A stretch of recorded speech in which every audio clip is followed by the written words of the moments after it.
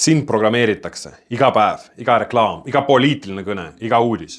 Nad ei räägi inimestele, nad räägivad sinule, sest nad teavad, kui nad ütlevad, inimesed peaksid rohkem töötama, siis sa ei reageeri. Aga kui nad ütlevad, just sina peaksid rohkem pingutama, siis see jääb sulle külge. Ja see pole juhus. Kuidas see töötab? See on vana psühholoogiline trikk, mida on kasutatud nii keisrid kui ka diktaatorid. Kui su nimi on mängus, siis su aju ei saa seda ignoreerida. Kui sõnum kõlab isiklikult, siis see tungib su otse alateadvusse. Ja selle peale nad panustavad. Nad ei taha, et sa mõtleksid. Nad tahavad, et sa kuuletuksid. Kelle taga see on? Miks arvad, et valitsused ja suured korporatsioonid kulutavad miljardeid turundusele? Sest nad mõistavad sind paremini kui sina ise. Nad testivad iga sõnumit, analüüsivad iga reaktsiooni, timmivad oma kõned ja reklaamid täiuslikkuseni.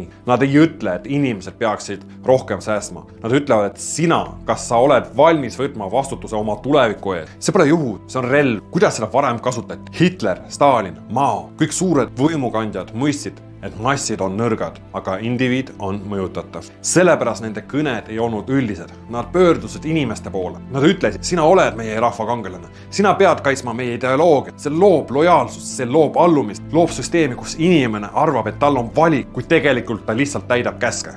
Kus seda praegu kasutatakse? Vaata enda ümber. Reklaamid, sotsiaalmeedia, uudised.